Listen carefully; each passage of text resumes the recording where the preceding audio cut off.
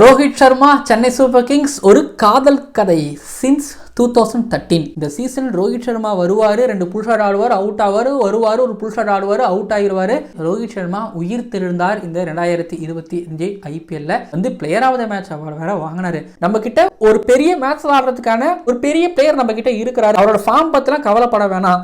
எந்த மேட்ச்ல எப்படி ஆடணுங்கிற கண்ட்ரோல் நாலேஜ் அவருக்கு இருக்கிற ஒருத்தர் எங்க கிட்ட இருக்கிறாரு. அவரு அங்கதான் இருக்கிறாரு, எங்கேயும் போகல அப்படின்னு இன்னைக்கு ஆடி காமிச்சிருக்காரு. சென்னை சூப்பர் கிங்ஸ்க்கு அகைன்ஸ்டா டக் அவுட், அடுத்தது 8, அப்புறம் இம்பாக்ட் ஜபா ஆனாரு. அப்புறம் இன்ஜுரின்னு சொல்லிட்டு ரெஸ்ட் எடுத்தாரு. ரெஸ்டா டிராப் பண்ணலாம் தெரியல. நான் ஆடல, நான் 11th இல்ல, நான் இம்பாக்ட் ஜபா ஆயிக்கிறேன். இன்னைக்கு ரோஹித் சர்மா கலீல் அகமது புல்ல அடிச்சதோ, ஜெமி ஓட்டனை புல்ல அடிச்சது, மிடுதி கட்டிக்கு மேல தூக்கி அடிச்சது, செகண்ட் டயர்ல அடிச்சது, இதெல்லாம் ஒரு பக்கம் இருக்கலாம். அந்த 35 ரன்னுக்கு அப்புறம் ஒரு 50 அடிக்கிறதுக்குள்ள ஒரு 20 ரன், ஒரு 15 ரன் கொஞ்சம் ஸ்லோ ஆடி இருப்பாரு. நீங்க பாத்துருங்க, ஒரு 10 பால் எடுத்து இருந்திருப்பாரு. அங்க எனக்கு ரோஹித் சர்மா சொன்னது என்னன்னா, மும்பையில சிஎஸ்கே ஆடுற மேட்ச் பெரிய மேட்ச், எப்போ வேணாலும் எந்த பிளேயரா வேணாலும் பெரிய பிளேயரா ஆகலாம். இந்த மேட்சோட அழுத்தம் அப்படிங்கிறது அப்படி. இந்த அழுத்தத்தினாலே பாத்தீங்க அப்படின்னா நல்லா விளையாண்டுட்டு இருக்கக்கூடிய பிளேயர்ஸும் நல்லா விளையாண்டுட்டு இருக்கக்கூடிய டீமுமே பாத்தீங்கன்னா கொஞ்சம் பதட்டத்துல தடுமாறலாம். ஆனா ரோஹித் சர்மா இந்த 35 ரன்ல இருந்து 50 ரன்னுக்குள்ள ஒரு மாதிரி பொறுமையை காமிச்சாரு பாருங்க. அந்த அப்ரோச் தான் சென்னை சூப்பர் கிங்ஸ்க்கு அகைன்ஸ்டா. அந்த அப்ரோச் ஒரு பெரிய டீம் சிஎஸ்கே அகைன்ஸ்டா ஆடணுமா, எப்படி ஆடணும் நான் கிளாஸ் எடுக்கிறேன், நான்